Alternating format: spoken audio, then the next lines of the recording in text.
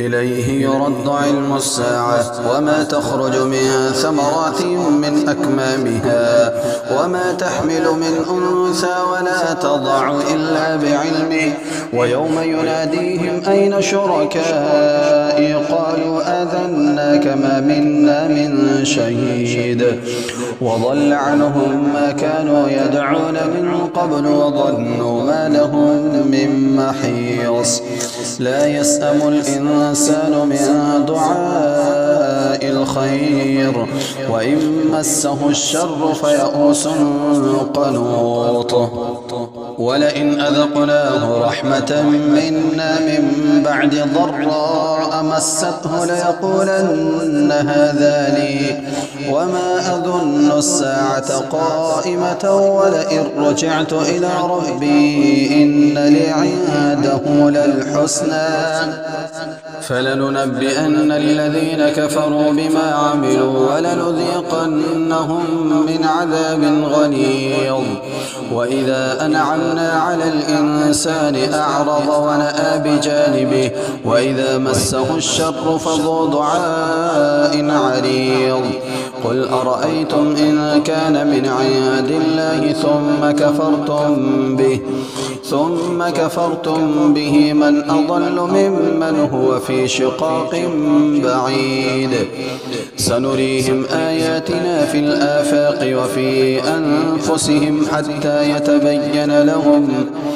حتى يتبين لهم أنه الحق أولم يكف بربك أنه على كل شيء شهيد ألا إنهم في مرية من لقاء ربهم ألا إنه بكل شيء محيط بسم الله الرحمن الرحيم حميم عين سين قاف كذلك يوحي إليك وإلى الذين من قبلك الله العزيز الحكيم له ما في السماوات وما في الأرض وهو العلي العظيم تكاد السماوات يتفطرن من فوقهن والملائكة يسبحون بحمد ربهم ويستغفرون لمن في الأرض ألا إن الله هو الغفور الرحيم والذين اتخذوا من دونه أولياء الله حفيظ عليهم وما أنت عليهم بوكيل وكذلك أوحينا إليك قرآنا عربيا لتنذر أم القرى ومن حولها وتنذر يوم الجمع لا ريب فيه فريق في الجنة وفريق في السعير ولو شاء الله لجعلهم أمة واحدة ولكن يدخل من يشاء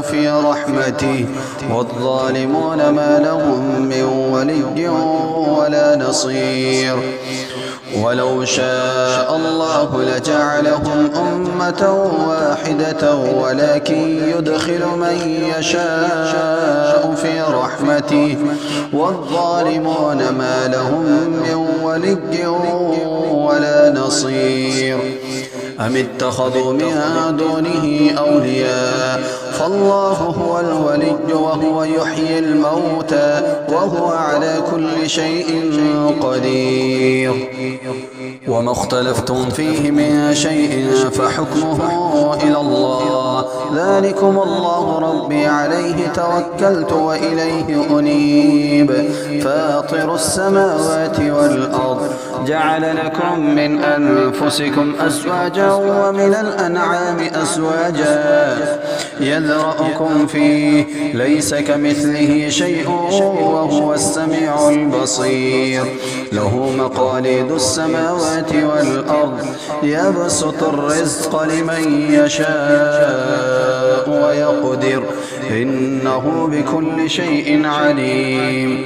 شرع لكم من الدين ما وصى به نوحا والذي أوحينا إليك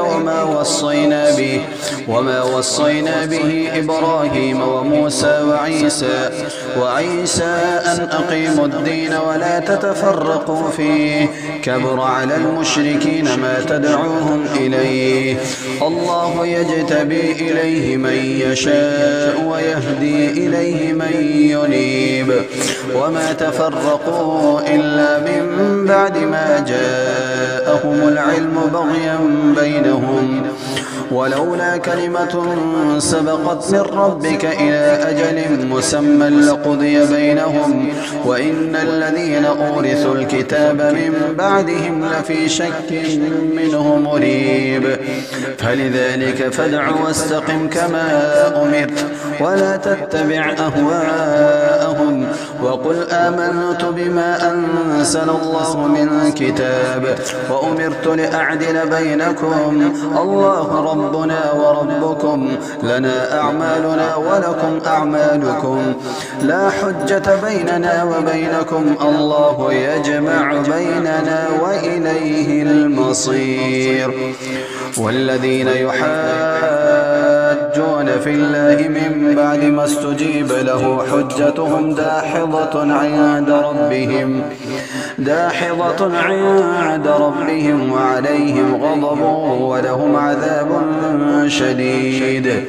الله الذي أنزل الكتاب بالحق والميزان، وما يدريك لعل الساعة قريب، يستعجل بها الذين لا يؤمنون بها والذين آمنوا مشفقون منها ويعلمون أنها الحق، ألا إن الذين يمارون في الساعة لفي ضلال بعيد. الله لطيف بعباده يرزق من يشاء وهو القوي العزيز.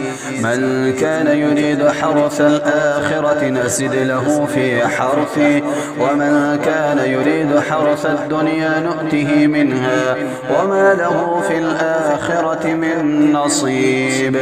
أم لهم شركاء شرعوا لهم من الدين ما لم يأذن به الله، ولولا كلمة الفصل لقضي بينهم، وإن الظالمين لهم عذاب أليم.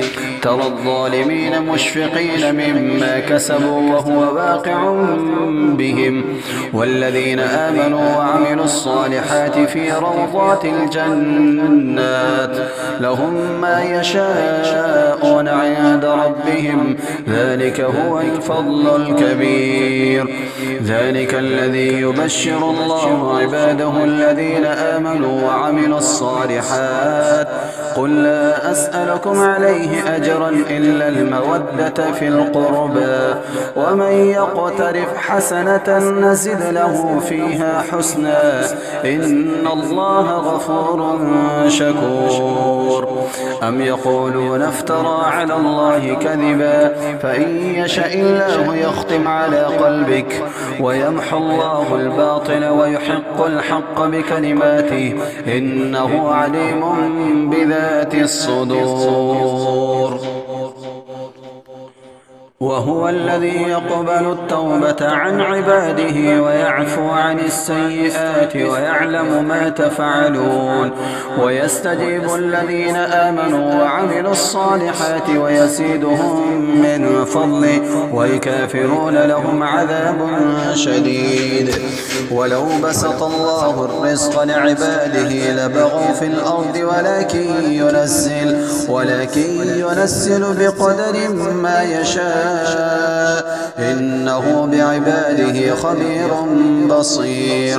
وهو الذي ينزل الغيث من بعد ما قنطوا وينشر رحمته، وهو الولي الحميد. ومن آياته خلق السماوات والأرض وما بث فيهما من دابة، دابة وهو على جمعهم إذا يشاء قدير. وما أصابكم من مصيبة فبما كسبت أيديكم ويعفو عن كثير.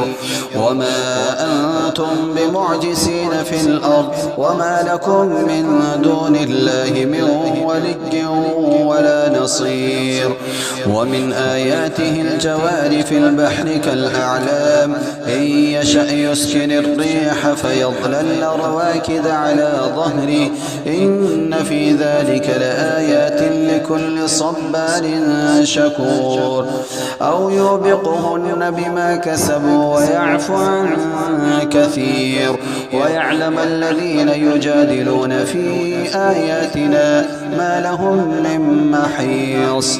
فما أوتيتم من شيء فمتاع الحياة الدنيا وما عند الله خير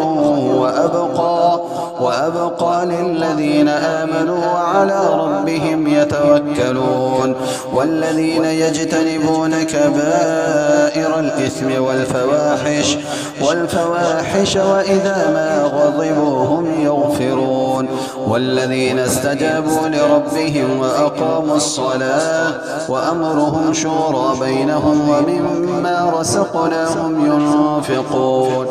والذين إذا أصابهم البغي هم ينتصرون. وجزاء سيئة مثلها فمن عفا وأصلح فأجره على الله إنه لا يحب الظالمين. ولمن انتصر بعد ظلمه فأولئك ما عليهم من سبيل.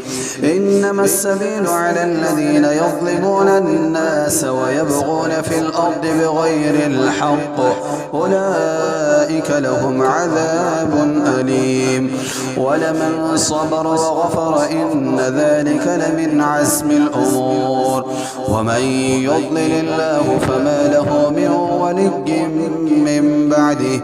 وترى الظالمين لما رأوا العذاب يقولون هل إلى مرد من سبيل. وتراهم يعرضون عليها خاشعين من الظل ينظرون من طرف خفي. وقال الذين آمنوا إن الخاسرين الذين خسروا أنفسهم وأهليهم يوم القيامة ألا إن الظالمين في عذاب مقيم. وما كان لهم من أولياء ينصرونهم من دون الله ومن يضلل الله فما له من سبيل. استجيبوا لربكم من قبل أن يأتي يوم لا مرد له من الله ما لكم من ملجأ يومئذ وما لكم من نكير. فإن أعرضوا فما أرسلناك عليهم حفيظا إن عليك إلا البلاغ.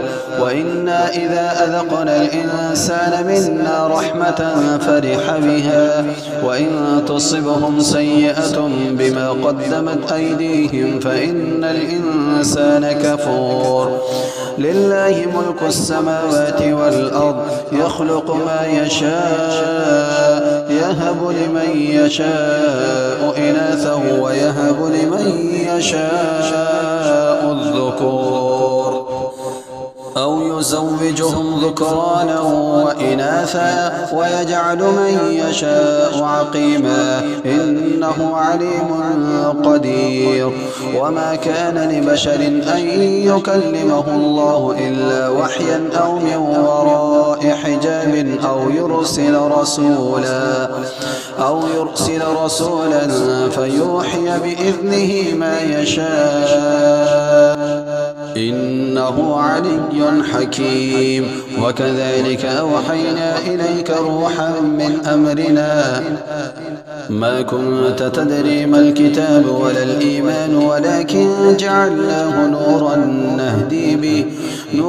نهدي به من نشاء من عبادنا وإنك لتهدي إلى صراط مستقيم صراط الله الذي له ما في السماوات وما في الأرض ألا إلى الله تصير الأمور. بسم الله الرحمن الرحيم. حميم والكتاب المبين إنا جعلناه قرآنا عربيا لعلكم تعقلون وإنه في أم الكتاب لدينا لعلي حكيم أفنضرب عنكم الذكر صفحا أن كنتم قوما مسرفين وكم أرسلنا من نبي في الأولين وما يأتيهم من نبي إلا كانوا به يستهزئون فأهلكنا أشد منهم بطشا ومضى مثل الأولين ولئن سألتهم من خلق السماوات والأرض ليقولن خلقهن العزيز العليم الذي جعل لكم الأرض مهدا وجعل لكم فيها سبلا لعلكم تهتدون والذي نزل من السماء ماء بقدر فأنشرنا به بلدة ميتا كذلك تخرجون والذي خلق الأزواج كلها وجعل لكم من الفلك والأنعام ما تركبون لتستووا على ظهوره ثم تذكروا نعمة ربكم إذا استويتم عليه وتقولوا سبحان الذي سخر لنا هذا وما كنا له مقرنين وإنا إلى ربنا لمنقلبون وجعلوا له من عباده جزءا إن الإنسان لكفور مبين وجعلوا له من عباده جزءا إن الإنسان لكفور مبين أم اتخذ مما يخلق بنات وأصفاكم بالبنين وإذا بشر أحدهم بما ضرب للرحمن مثلا ظل وجهه مسودا وهو كظيم أومن ينشأ في الحلية وهو في الخصام غير مبين وجعلوا الملائكة الذين هم عباد الرحمن إناثا أشهدوا خلقهم ستكتب شهادتهم ويسألون وقالوا لو شاء الرحمن ما عبدناهم ما لهم بذلك من علم إنهم إلا يخرصون أم آتيناهم كتابا من قبله فهم به مستمسكون بل قالوا إنا وجدنا آباءنا على أمة وإنا على آثارهم مهتدون وكذلك ما أرسلنا من قبلك في قرية من نذير إلا قال مترفوها إنا وجدنا آباءنا على أمة وإنا على آثارهم مقتدون قال أولو جئتكم بأهدى مما وجدتم عليه آباءكم قالوا إنا بما أرسلتم به كافرون فانتقمنا منهم فانظر كيف كان عاقبة المكذبين وإذ قال إبراهيم لأبيه وقومه إنني براء مما تعبدون إلا الذي فطرني فإنه سيهدين وجعلها كلمة باقية في عقبه لعلهم يرجعون بل متعت هؤلاء وآباءهم حتى جاءهم الحق الحق ورسول مبين. ولما جاءهم الحق قالوا هذا سحر وإنا به كافرون. وقالوا لولا نزل هذا القرآن على رجل من القريتين عظيم أهم يقسمون رحمة ربك نحن قسمنا بينهم معيشتهم في الحياة الدنيا ورفعنا بعضهم فوق بعض درجات ليتخذ بعضهم بعضا سخريا ورحمة ربك خير مما يجمعون. ولولا أن يكون الناس أمة واحدة لجعلنا لمن يكفر بالرحمن لبيوتهم سقفا من فضة ومعارج عليها يظهرون ولبيوتهم أبوابا وسررا عليها يتكئون وزخرفا وإن كل ذلك لما متاع الحياة الدنيا والآخرة عند ربك للمتقين. ومن يعش عن ذكر الرحمن نقيض له شيطانا فهو له قرين وإنهم ليصدونهم عن السبيل ويحسبون أنهم مهتدون حتى إذا جاءنا قال يا ليت بيني وبينك بعد المشرقين فبئس القرين. ولن ينفعكم اليوم إذ ظلمتم أنكم في العذاب مشتركون أفأنت تسمع الصم أو تهدي العمي ومن كان في ضلال مبين. فإما نذهبن بك فإنا منهم منتقمون أو نرينك الذي وعدناهم فإنا عليهم مقتدرون فاستمسك بالذي أوحي إليك إنك على صراط مستقيم وإنه لذكر لك ولقومك وسوف تسألون.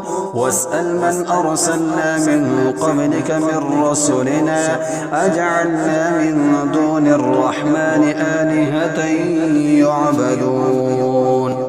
ولقد أرسلنا موسى بآياتنا إلى فرعون وملئه فقال إني رسول رب العالمين فلما جاءهم بآياتنا إذا هم منها يضحكون وما نريهم من آية إلا هي أكبر من أختها وأخذناهم بالعذاب لعلهم يرجعون.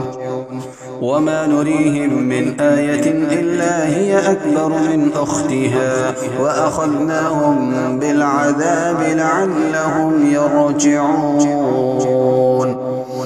وقالوا يا أيها الساحر ادع لنا ربك بما عهد عندك إننا لمهتدون.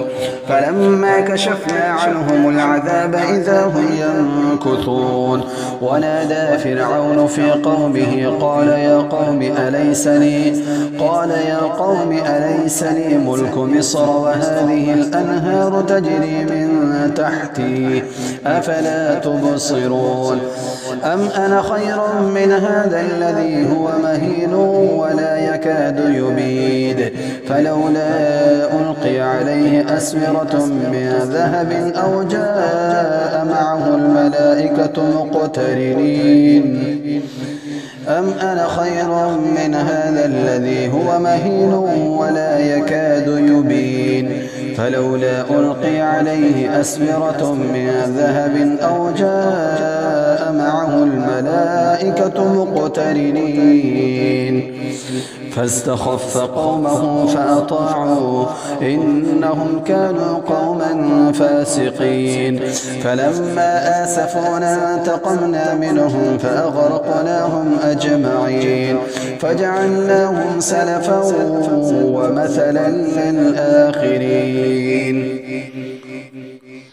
ولما ضرب ابن مريم مثلا إذا قومك منه يصدون وقالوا أآلهتنا خير أم هو ما ضربوه لك إلا جدلا بل هم قوم خصمون إن هو إلا عبد أنعمنا عليه وجعلناه مثلا لبني إسرائيل ولو نشاء لجعلنا منكم ملائكة في الأرض يخلفون وإنه لعلم للساعة فلا تمترن بها واتبعون هذا صراط مستقيم ولا يصدنكم الشيطان إنه لكم عدو مبين ولما جاء عيسى بالبينات قال قد جئتكم بالحكمة ولأبين لكم بعض الذي تختلفون فيه فاتقوا الله وأطيعون إن الله هو ربي وربكم فاعبدوه هذا صراط مستقيم فاختلف الأحزاب من بينهم فويل للذين ظلموا من عذاب يوم أليم هل ينظرون إلا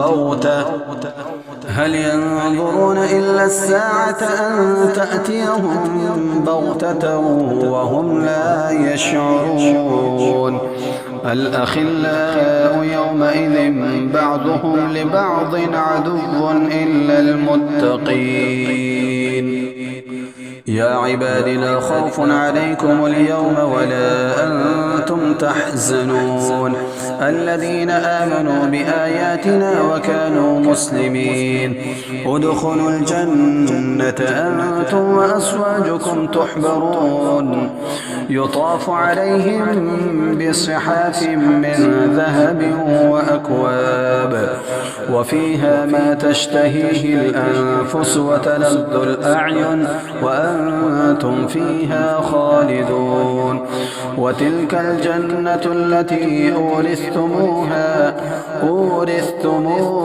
بما كنتم تعملون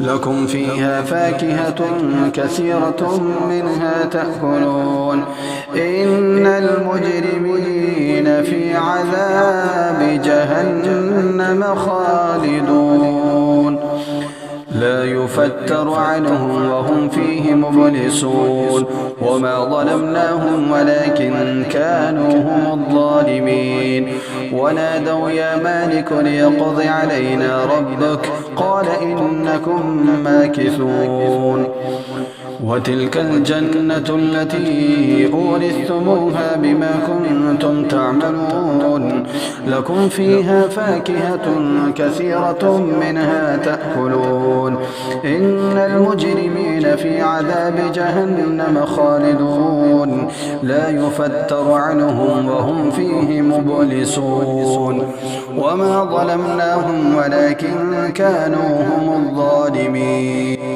ونادوا يا مالك ليقض علينا ربك قال إنكم ماكثون لقد جئناكم بالحق ولكن أكثركم للحق كارهون أم أبرموا أمرا فإنا مبرمون أم يحسبون أنا لا نسمع سرهم ونجواهم بلى ورسلنا لديهم يكتبون قل إن كان للرحمن ولد فأنا أول العابدين سبحان رب السماوات والأرض رب العرش عما يصفون فذرهم يخوضوا ويلعبوا حتى يلاقوا يومهم الذي يوعدون وهو الذي في السماء إله وفي الأرض إله وهو الحكيم العليم وتبارك الذي له ملك السماوات والأرض وما بينهما وعنده علم الساعة وإليه ترجعون ولا يملك الذين يدعون من دونه الشفاعة إلا من شهد بالحق وهم يعلمون. ولئن سألتهم من خلقهم ليقولن الله فأنى يؤفكون. وقيله يا رب إن هؤلاء قوم لا يؤمنون فاصفح عنهم وقل سلام فسوف يعلمون. بسم الله الرحمن الرحيم. حميم والكتاب المبين إنا أنزلناه في ليلة مباركة إنا كنا منذرين فيها يفرق كل أمر حكيم أمرا من عندنا إنا كنا مرسلين رحمة من ربك إنه هو السميع العليم.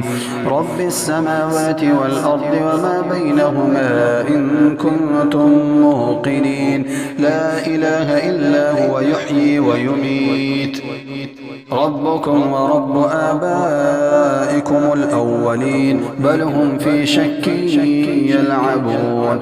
فارتقب يوم تأتي السماء بدخان مبين يغشى الناس هذا عذاب أليم. ربنا اكشف عنا العذاب إنا مؤمنون أنى لهم الذكرى وقد جاءهم رسول مبين ثم تولوا عنه وقالوا معلم مجنون إنا كاشف العذاب قليلا إنكم عائدون. يوم نبطش البطشة الكبرى إنا منتقمون.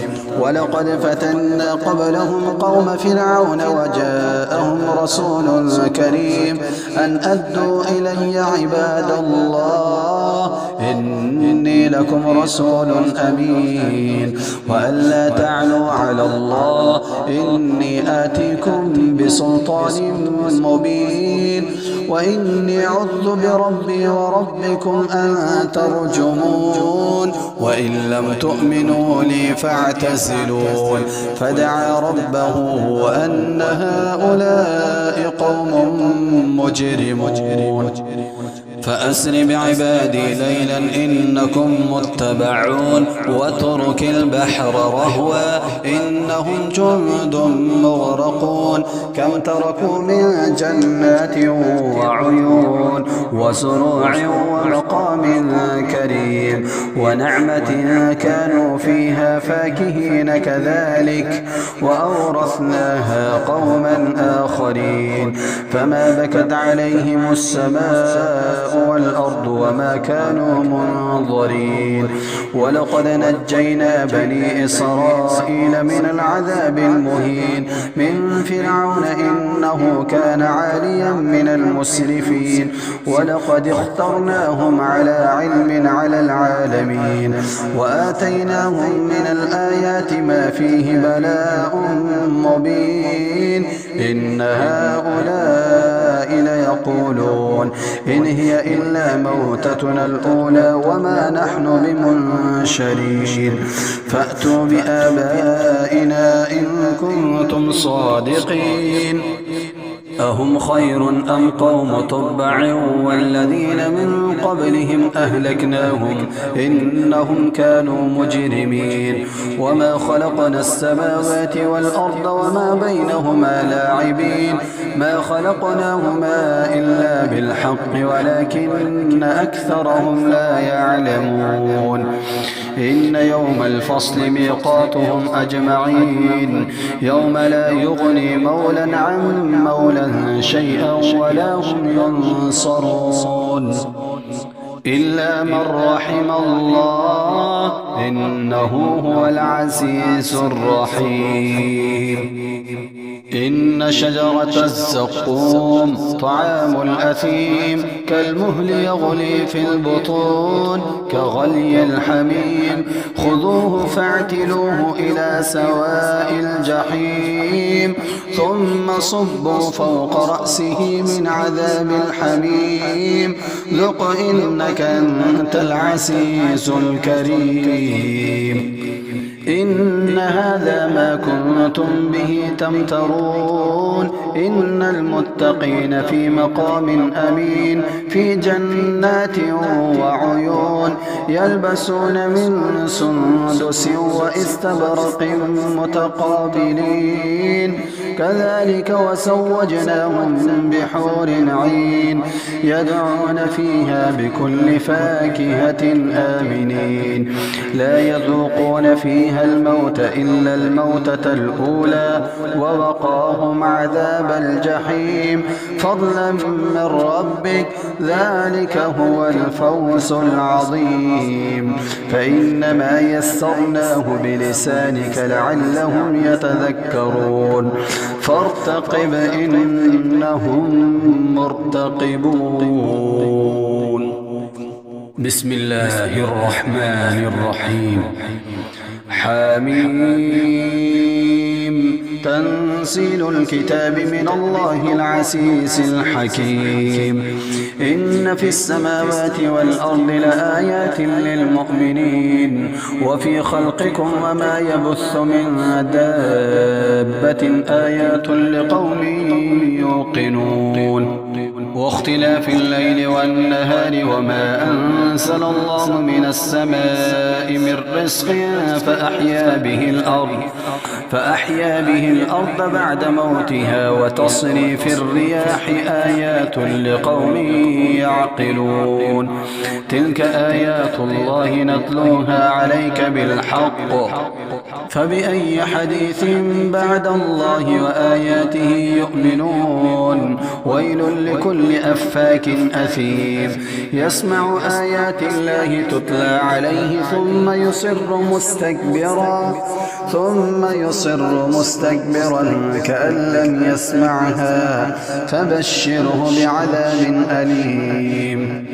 وإذا علم من آياتنا شيئا اتخذها هزوا أولئك لهم عذاب مهين من ورائهم جهنم ولا يغني عنهم ما كسبوا شيئا ولا ما اتخذوا من دون الله أولياء ولهم عذاب عظيم. هذا هدى والذين كفروا بآيات ربهم لهم عذاب من رجس أليم.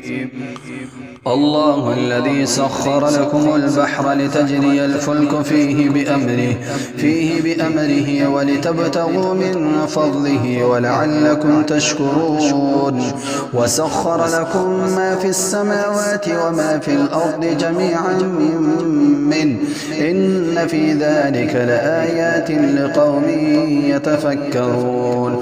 قل للذين آمنوا يغفروا للذين لا يرجون أيام الله ليجزي قوما بما كانوا يكسبون. من عمل صالحا فلنفسه ومن أساء فعليها ثم إلى ربكم ترجعون. ولقد آتينا بني إسرائيل الكتاب والحكم والنبوة ورزقناهم من الطيبات وفضلناهم على العالمين وآتيناهم بينات من الأمر فما اختلفوا إلا من بعد ما جاءهم العلم بغيا بينهم إن ربك يقضي بينهم يوم القيامة فيما كانوا فيه يختلفون ثم جعلناك على شريعة من الأمر فاتبعها ولا تتبع أهواء الذين لا يعلمون إنهم لن يغنوا عنك من الله شيئا وإن الظالمين بعضهم أولياء بعض والله ولي المتقين هذا بصائر للناس وهدى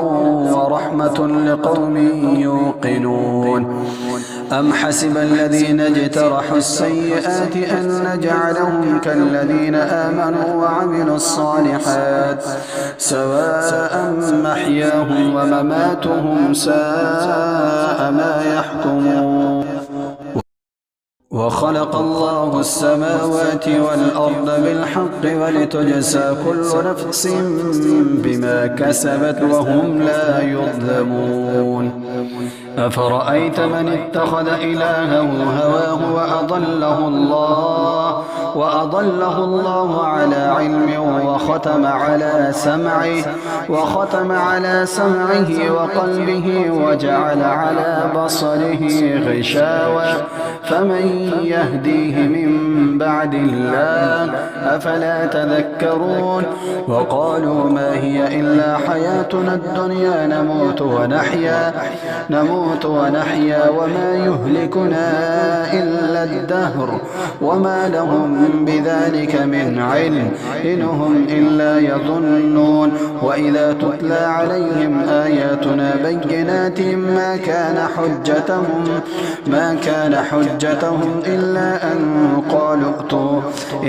أن قالوا ائتوا بآبائنا إن كنتم صادقين قل الله يحييكم ثم يميتكم ثم يجمعكم إلى يوم القيامة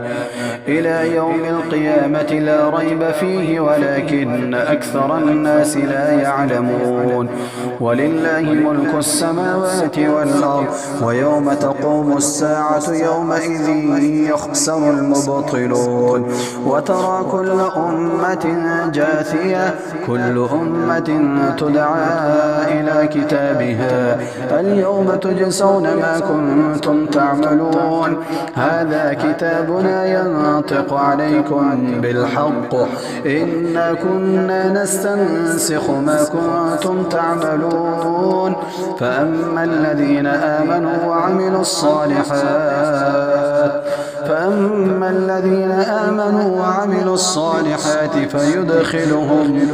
فيدخلهم ربهم في رحمته ذلك هو الفوز المبين وأما الذين كفروا أفلم تكن آياتي تتلى عليكم فاستكبرتم وكنتم قوما مجرمين وإذا قيل إن وعد الله حق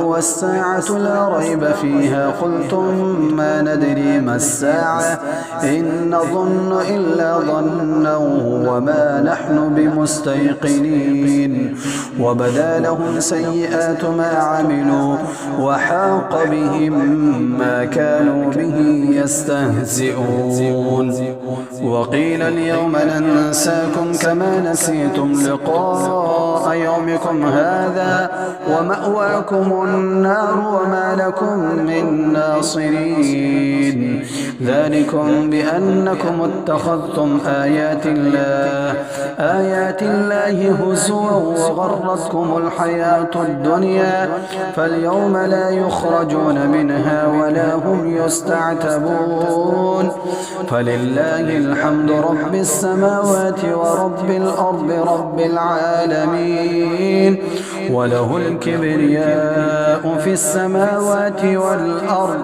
وهو العزيز الحكيم.